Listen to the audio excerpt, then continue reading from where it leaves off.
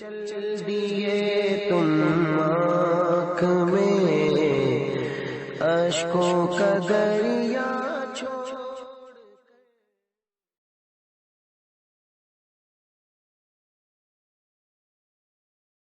وعلیکم السلام ورحمۃ اللہ۔ جناب ساحل چاند صاحب شکاگو امریکہ سے انہوں نے سوال پوچھا ہے، غازی ارطغرل کون تھے اور ان کی خدمات اسلام کیا تھی؟ ان پر بنا ڈرامہ دیکھنا کیسا؟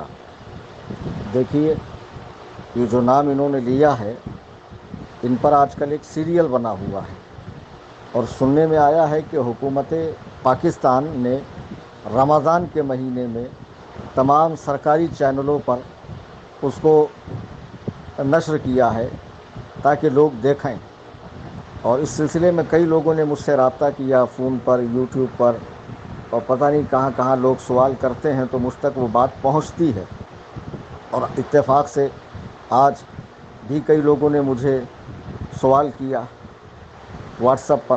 اچھا ہوا یہ سوال آپ نے کیا۔ یہ محترم المقام جن کا نام لکھا گیا ہے ارطغرل انگلش کے اندر، یہ ارطغرل ہے، یہ اصل میں نام۔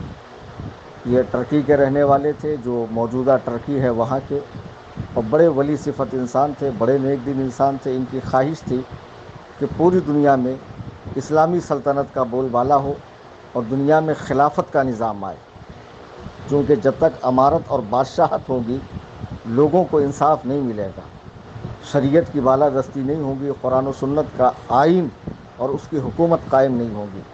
تو اسی کے لیے انہوں نے اپنی پوری زندگی بڑی جد و جہد کی، بہت کوششیں کی، بڑے اسفار کیے، کفار سے لڑائیاں مول لی، اور ایک اچھی خاصی ریاست کا قیام عمل میں آیا۔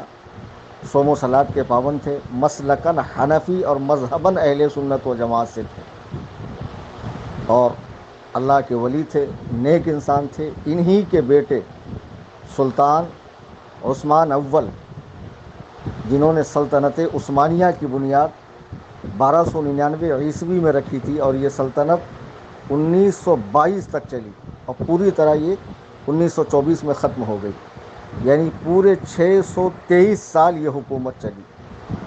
کوئی بھی خلافت اسلام کی 1400 سالہ تاریخ کے اندر، کوئی بھی خلافت، عباسیوں کی ہو، بنو امیہ کی ہو، سلاطین سلجوق کی ہو، اور بھی کوئی ہو، کوئی بھی خلافت اتنی طویل نہیں چلی ہے جتنی خلافت عثمانیہ چلی ہے۔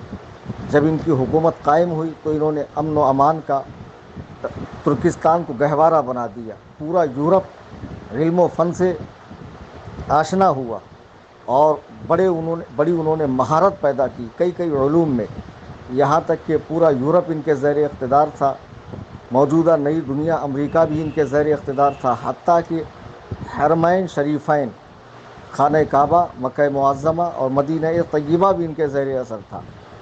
اور جب انہوں نے وہاں حکومت قائم کی تو وہاں پر انہوں نے جتنے حضرات صحابہ کے کچے مزار تھے انہیں پختہ بنوایا، حضرات صحابہ کے نام پہ سڑکیں بنوائی، امہات المومنین کی مزارات تعمیر کی، جگہ جگہ مساجد تعمیر کی، حجاج کے لیے، معتمرین کے لیے بڑی سہولتیں کی، حتیٰ کہ سرکار دو عالم صلی اللہ علیہ وسلم کی قبر انور پہ جو سبز گنبد بنا ہوا ہرا، یہ ٹرکیوں نے ہی بنوایا ہے۔ کتاب تاریخ نجد و حجاز پڑھی آپ، اس میں آپ کو اندازہ ہوگا کہ کس ادب و احترام کے ساتھ اور کس ذوق و شوق کے ساتھ، کس خلوص و للہیت کے ساتھ انہوں نے رسول کریم صلی اللہ علیہ وسلم کی مسجد نبوی کی توسیع اور مزار اقدس کا کام کیا ہے۔ صرف اور صرف حفاظ کے ذریعے وہ مزار شریف بنائی گئی ہے، اور ٹھوکنے پیٹنے کا کام ہوتا تو مدینے کی سرحد کے باہر جاتے، اس کا لحاظ کیا جاتا کہ رسول رحمت صلی اللہ علیہ وسلم کی بارگاہ میں بے ادبی نہ ہو، آواز اونچی نہ ہو۔ اور جو انہوں نے ٹرین چلوائی تھی مدینے سے ترکستان کے لیے، تو اس ٹرین کے انجن کے اوپر بھی باقاعدہ درود پاک الصلاۃ والسلام علیک یا رسول اللہ علیہ السلام تحریر تھا، جو آج بھی آپ گوگل میں دیکھ سکتے ہیں۔ کئی صحابہ کی مزاریں بنوا دی، اور پورا اہل سنت و جماعت کا دورہ تھا۔ لیکن بعد میں انگریزوں کی سازش سے نجد کے خطے میں، جو موجودہ جس کا نام ریاض ہے، وہاں کی حکومت آل سعود اور آل شیخ کی کارستانیوں سے یہ حجاز مقدس میں ان خبیثوں کا قبضہ ہوا. پھر آل سعود زیر اقتدار آئے اور انہوں نے عثمانیوں کا خاتمہ کیا، ٹرکیوں کا خاتمہ کیا. حضرات صحابہ کی مزارات جو بنی ہوئی تھی، ان پر جو گنبد تعمیر تھے، ان پر بلڈوزر چلوائے گئے. آج کا یہ سلفی 2 ٹکے کا وہابی ریال پہ رال ٹپکانے والا کہتا ہے سعودی میں تو ایسا نہیں ہوتا، سعودی میں تو یہ نہیں ہے، وہ نہیں ہے. ان سے پوچھو یہ کب سے نہیں ہے سعودی میں؟ یہ تو 1922 کے بعد سے نہیں ہے نا. اس کے پہلے تو اہل سنت و جماعت ہی تھے وہاں پر، اور سارے عشاق انبیاء، عشاق صحابہ، عشاق اہل بیت پاک، عشاق اولیاء اللہ تھے. تمہاری حکومت تو وہاں اب آئی.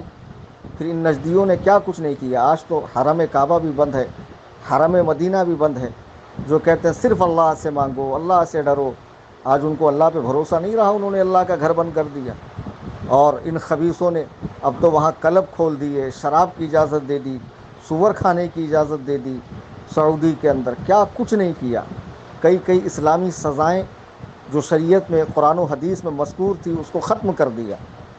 معاذ اللہ رب العالمین. یہ پورے طور پر امریکہ کے غلام ہو چکے ہیں. اور ان کے تلوے چاٹنے والے وہابی دیوبندی یاد رکھیں کہ یہ 100 سال کے اندر کی پیداوار ہے. وہاں پر 650 سالوں تک ترکیوں نے حکومت کی اور عظیم الشان حکومت کی ہے الحمدللہ. اور مکہ و مدینہ کو انہوں نے اس طرح تعمیر کیا، اس طرح بنایا کہ دنیا دیکھتی رہ گئی. ان نجدیوں نے تو ان کی تعمیر کو، ان کی تعمیر کردہ عمارتوں کو گرایا ہے، بنایا کچھ نہیں ہے. انہوں نے اپنی سہولت کے لیے اپنی عیاشیوں کے اڈے بنائے ہیں. بہرحال ترکیوں کی حکومت پوری دنیا میں قائم رہی. ان کا ایک دبدبہ تھا، ایک خوف تھا، اور انگریز جانتا تھا کہ جب تک سلطنت عثمانیہ رہیں گی ہم آگے بڑھنے والے ہیں نہیں. عیسائیوں اور یہودیوں کی چیرہ دستیوں سے، چالاکیوں سے سلطنت عثمانیہ کو ختم کر دیا گیا. پھر ترکی میں مصطفیٰ کمال پاشا جیسا خبیث شخص برسر اقتدار آیا، جس نے ترکی کے اندر نماز پر پابندی لگا دی، اذان پر پابندی لگا دی، تلاوت قرآن پہ پابندی لگا دی، مساجد میں داخلے کو ممنوع قرار دیا. غرض کہ ترکستان سے اسلام کا بوریا بستر لپیٹنے کے چکر میں رہا وہ خبیث. لیکن وہ خود مر گیا. اور بعد میں آج الحمدللہ موجودہ دور میں ترکیوں میں جو حکومت ہے وہ اہل سنت و جماعت ہی کی ہے. اور اہل سنت و جماعت وہی جو یہاں بریلوی کے نام سے پہچانے جاتے ہیں. اور اللہ نے چاہا تو دوبارہ خلافت عثمانیہ قائم ہوں گی. اور پھر یہ جتنے یہودی، سعودی اور امریکی، یہ جتنے بھی اسلام دشمن طاقتیں ہیں انشاءاللہ الرحمن ان کا خاتمہ ہوگا. اب آپ نے پوچھا کہ ان پر سیریل بنایا گیا ہے. دیکھو یہ تو ہر مسلمان جانتا ہے کہ تصویر کشی حرام ہے، فوٹوگرافی حرام ہے. اس کے علاوہ جب ڈرامے اور فلمیں بنائی جاتی ہیں، اگرچہ تاریخ پر بنائی جاتی ہے لیکن اس میں تاریخ کا پورا اہتمام اور خیال نہیں ہوتا ہے. اس میں بنا مرچ مسالے کے وہ چیز بن ہی نہیں سکتی ہے. بنا مرچ مسالہ لگائے وہ چیز بن نہیں سکتی ہے. اب جیسے کہ ایک فلم آئی تھی دا میسج، بعض لوگ کہتے ہیں اس کو جامع ازہر نے سرٹیفائڈ کیا تھا، ان لوگوں نے اجازت دی تھی. معاذ اللہ اس میں کئی لوگوں کو صحابہ بنا کر دکھایا گیا. بعد میں انبیاء پر بھی فلمیں بنی، حضرت یوسف پر، نہ جانے کن کن پر. ہاں بتائیے بھلا، انبیاء اتنے حسین و جمیل، ایسے خوبصورت، ان کا کیریکٹر، ان کا رول کون ادا کر سکتا ہے؟ اور اسی طرح یہ اہل تشیع، اسلام کے چھپے ہوئے دشمن، یہ ہر سال ماہ محرم میں اس طرح کے ڈرامے کرتے ہیں. کسی کو حسین بنا دیا، کسی کو یزید بنا دیا، پورا معرکہ کربلا مصنوعی کربلا بنا کر پوری کہانی کو دہراتے ہیں یہ لوگ. تو یہ بھی کہانی اسی طرح کی ہے. اب جو ڈرامے دکھائے جا رہے ہیں تو اس کو تاریخ، اول تو اس کو دیکھنے کی بالکل اجازت نہیں ہے. اور وہابی دیوبندیوں نے جو اس کو دیکھنا حرام کہا ہے وہ محض دشمنی کے بنا پر، چونکہ اس میں معمولات اہل سنت و جماعت جو ٹرکیوں میں ہوتے تھے وہ دکھائے گئے ہیں، تو اس بنا پر انہوں نے حرام کہا ہے. اور ہمارے حرام کہنے کی وجہ یہ ہے کہ یہ چونکہ تصویر ہے، ویڈیو ہے، اور اس کے ذریعے تاریخ کو نہیں سمجھا جا سکتا. تاریخ جو لکھی ہوئی ہے مورخین کے ذریعے، معتبر، اسی کے ذریعے تاریخ کو سمجھا جا سکتا ہے. اب فلمیں، ڈرامے جو بنتے ہیں اس میں تاریخی حقائق کو توڑ مروڑ کر، مرچ مسالہ بھر کر، بہت ساری چیزیں ایڈ کر کے، میوزک وغیرہ ایڈ کر کے بہت ساری چیزیں ایسی دکھائی جاتی ہے، اگر اصل چیز دکھائیں گے تو پھر اس میں اتنا انٹرسٹ پیدا نہیں ہوگا لوگوں کو۔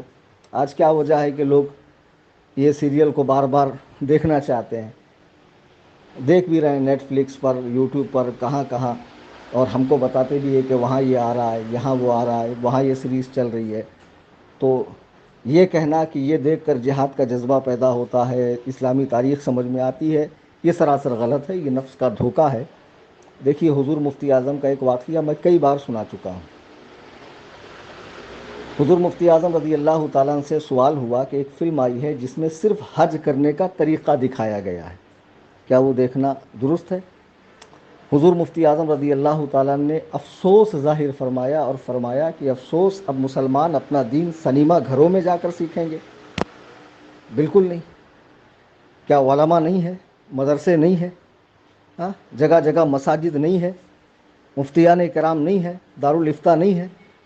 یہ ساری چیزیں جب موجود ہیں تو اپنا دین تم جا کر سنیما گھروں میں دیکھو گے؟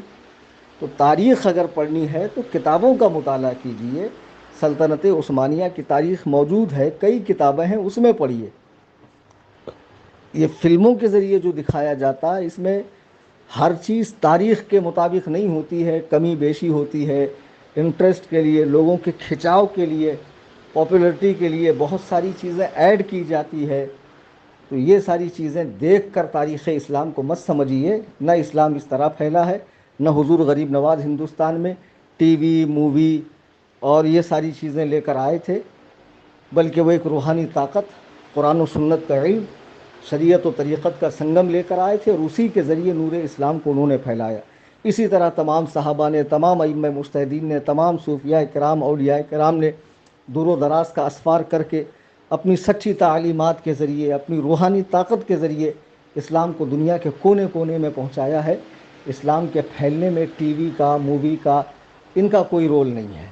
بہرحال یہ چیز دیکھنا بالکل ناجائز و حرام ہے، وہ اس بنا پر کہ تصویر کشی ہے، اور پھر اس کی کوئی گارنٹی نہیں ہے، چونکہ امیر وہ جن کا پر یہ ڈرامہ بنایا گیا ہے ان کی تاریخ پیدائش اور تاریخ وفات میں بھی اختلاف ہے۔ اس میں کوئی شک نہیں کہ وہ بہت بڑے ولی اللہ تھے اور ان کی بڑی خدمات ہیں، اور انہی کا بیٹا سلطنت عثمانیہ کا بانی ہے، انہی کا بیٹا عثمان اول، اور ان کا مزار بھی ترکی میں ہے۔ بہرحال یہ ڈرامہ دیکھنے سے پرہیز کریں، اس کو نہ دیکھیں۔ اور وہ جن کے حوالے سے سوال کیا گیا ہے، غازی صاحب رحمۃ اللہ علیہ، وہ اللہ کے ولی ہے، ان کے لیے دعا کی جائے، ان کے وسیلے سے دعا کی جائے، اور تمام خرافات، بدعات اور نئی نئی ایجادات اور یہ فتنوں سے زمانے کے ڈرامے، فلمیں، سنیما وغیرہ سے اپنے آپ کو بچائے رکھیں۔ فی امان اللہ، خدا حافظ۔